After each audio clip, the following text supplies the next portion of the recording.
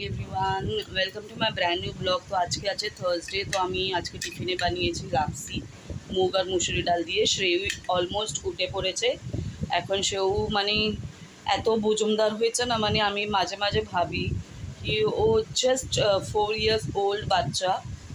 As he know, মানে আমি ওকে বললাম কি শ্রেয়ু নেক্সট ইয়ার থেকে তোমার মর্নিংয়ে স্কুল আছে, you have to support me.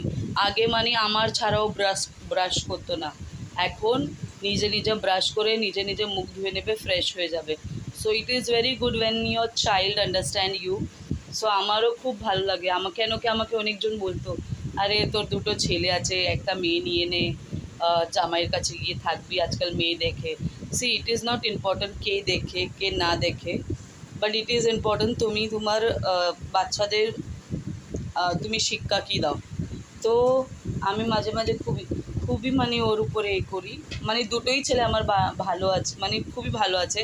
রেয়াংশের উপরে যতই রাগ করি, হি ইজ ভেরি আন্ডারস্টেবল। অ্যান্ড শ্রেয়ু তো বলোই না, এত ছোটোবেলা থেকে অনেক কিছু বোঝা শিখেছে। So he is my good baby. আমাকে তাকাচ্ছে ও, টুকি টুকি দেখো, and he is having big smile. আমি যে বললাম আজকে বেবি উঠে পড়েছে, আমাকে আদরও করেনি, দিয়ে আগে চোখ দুটো ধুয়ে আমার কাছে এসেছে, আমাকে আদর করেছে, দিয়ে তারপরে গিয়ে নিজের ব্রাশ করছে। সো চলো আজকে থাকো আমার সাথে, হোপফুলি তোমাদের আজকে ব্লগও ভালো লাগবে। এখন আমি শ্রেয়কে নিয়ে বেরোবো, ওকে মায়ের কাছে ছাড়বো, আর আমি অফিসের জন্য বেরোবো। চলো। মাথাটা খুবই যন্ত্রণা করছে, আমি জানি না কেন, খুব বেশি যন্ত্রণা করছে, খুব বেশি। তো রেয়াংশকে নিয়ে এসেছি, আজকে মা দিয়েছে বাঁধাকপির তরকারি, ডাল, আমার জন্য রুটি, আর এদের জন্য ফিশ ফ্রাই দিয়েছে। তো কিছু না, আজকে অফিসে দুইজন ছিল না বলে সব কাজের বার্ডেন আমাদের উপরে এসেছে। কেন কি এখন জানি না ইনক্রিমেন্ট ফাইল কখন বানানো চালু হবে। But today I have completed my 2 years in ASEGO। Hopefully আরও 2 বছর। আমার একটা আছে কি, আমি না তাড়াতাড়ি আমার পিএফের ইস্যুটা সর্ট আউট করে তারপরে জবটা চেঞ্জ করে আমার মানে টেনশনটা কম থাকবে। তো দেখি কি হয়। তো চলো এখন ওদের জন্য ভাত বসাবো, আমি তো রুটি খাবো, আমার ওষুধ এখনও শেষ হয়নি। ওষুধ শেষ হলেই তো মানে আমি শুধু স্যালাড খেতে পারি। তো চলো থাকো, আজকে একটু যোগাও করবো। তো চলো তাড়াতাড়ি ভাতটা বসি।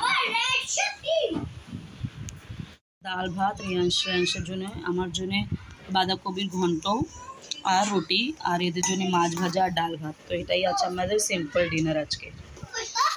তো বাসন মাজা হয়ে গেছে। রেয়াংশকে এখন মেরেছি, তো আওয়াজ একটু কম আছে।